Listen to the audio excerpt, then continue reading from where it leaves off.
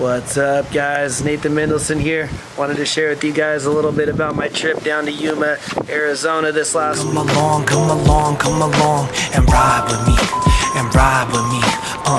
Come along, and ride with me, and ride with me. Come along on the ride, I just spit the song and then vibing. However long I'm alive, you know I'ma keep it live. Leaving people deep in the sleep when I'm creeping, keeping them peeping the kid. Check his vid to see what he did. I ain't keeping it hid, yo, you can check it out. Alright guys, and hit that subscribe button and the little bell right next to it so you get a notification when I post a new video. Gonna be posting at least a video per week every Wednesday, okay, plus extra ones in there as well, okay. Always lots of good content and value for you guys, okay. So check it out, hit that so you don't miss anything. Yo, SC Elite Technique, here we go, yo. When I grab the mic, all the talking stop quick. Jump up on the track, coming in, how about a drop kick?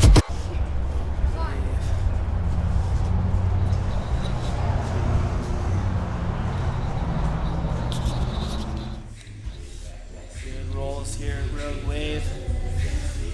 Can't give me my toughest roll yet since my surgery.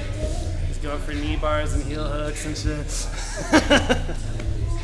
So I found, like, I've done a lot of different seminars and stuff, and sometimes people show like a bunch of just random different things and fancy stuff, and as fun as that is, like, sometimes you don't really internalize that and actually learn from it. So I wanted to show you guys something that I'm really kind of specialized in, that I think you guys will all really be able to take away and actually use.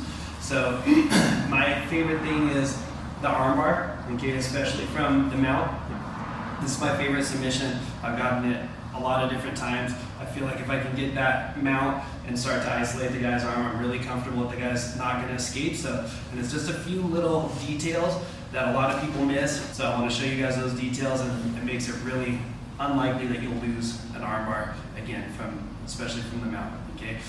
So before I start with that, when I do seminars and with my students and everything, I like to kind of share my idea of what, like, good jiu-jitsu is, okay? And that's why I'm doing this armbar from the mount. So to me, the best jiu-jitsu is jiu-jitsu where you positionally dominate your opponent and then you get a submission from a position of dominance, okay?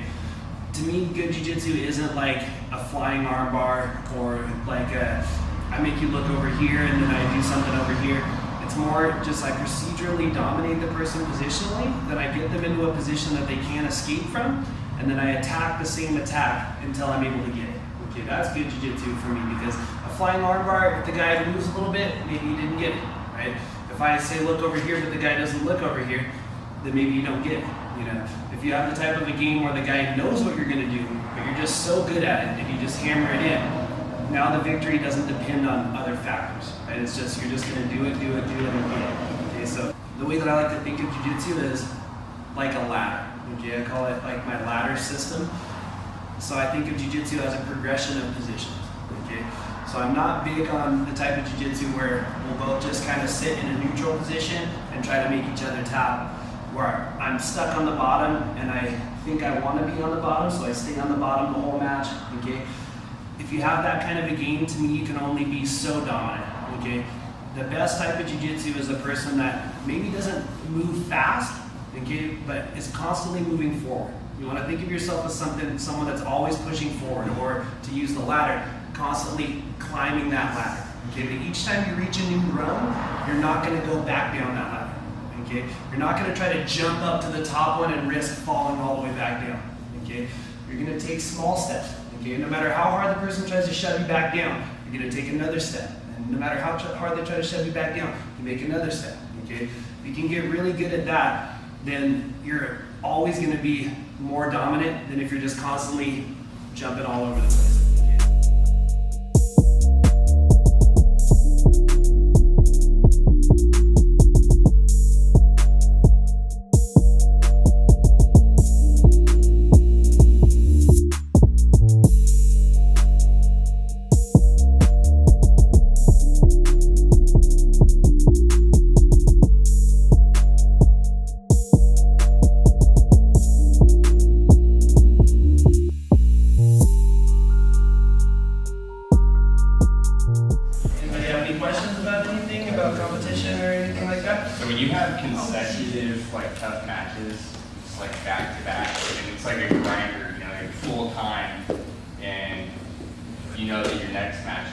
what do you do in between that to just get the tight side of your arms, like recover? Like, is there something you do specifically? Or? I think the thing with doing consecutive matches, like that's really important, is to convince yourself beforehand. More than like what's going to happen physically is more what's going to happen mentally, because your body will be able to handle that. You know, it'll be able to handle the soreness. Like, you can do massaging your forearms, have somebody there to massage it out. You know, shake your arms and do that kind of stuff. But your body mostly will like handle itself, because you've been conditioned to. You train in here. You know how many rounds. You know, one after the other with no rest.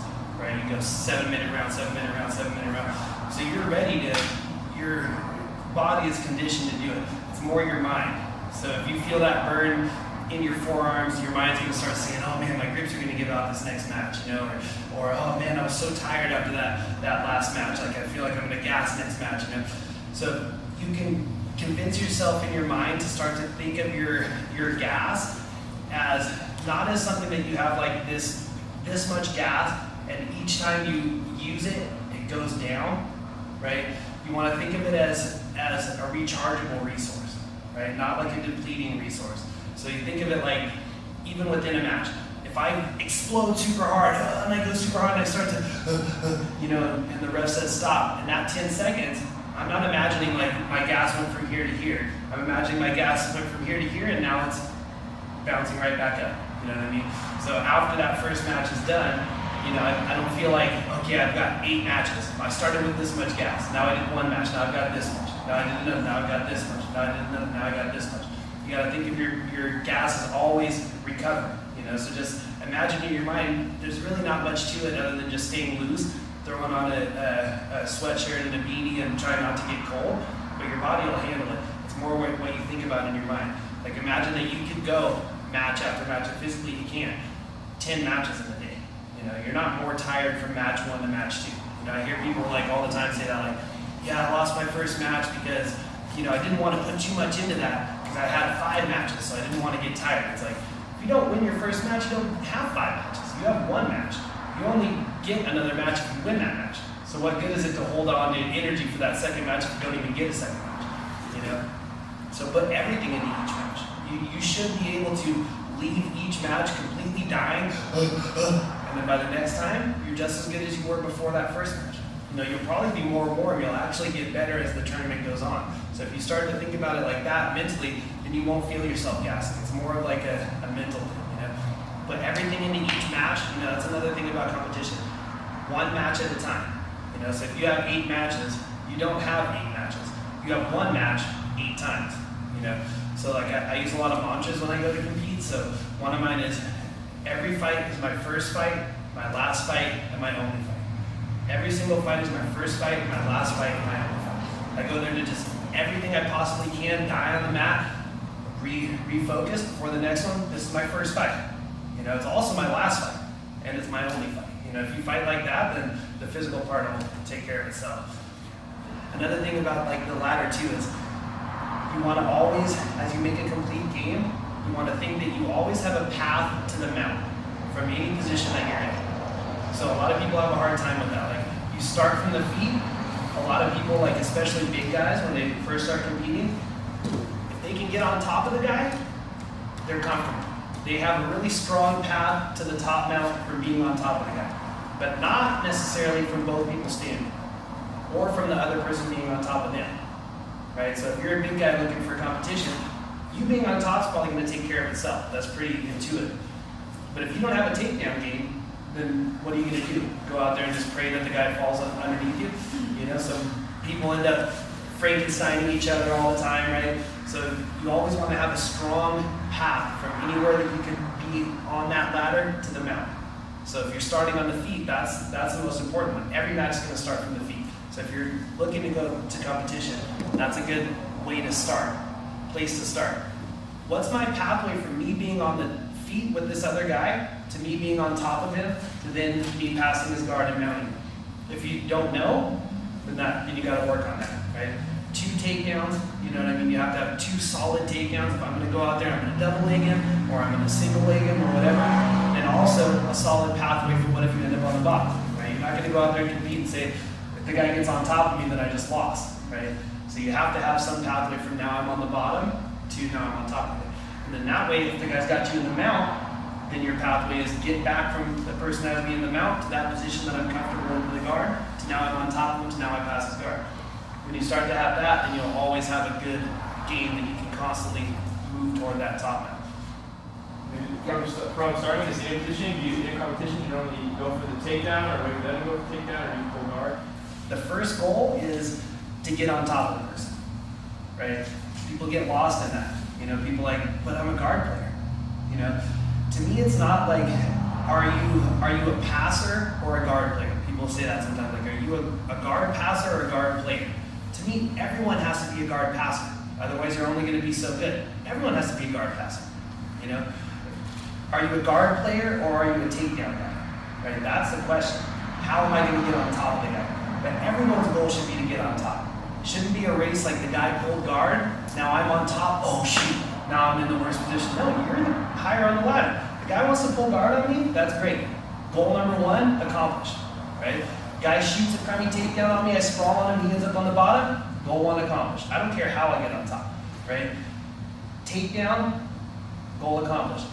If I'm going against a Division I wrestler or like an Olympic judo black belt, I'm most likely not going to take that guy down. So in that situation, then I would pull guard because I'm reading into jiu-jitsu, which is my specialty. But as a way to get on top, I'm just going to use my guard to try to sweep to get on top. End of a dope seminar here. Thanks, Dan. Thanks for coming out, man. We loved it. Really good seminar. Worth every penny. Hey. Be back down here soon. Yuma, Rogue Wave. Woos.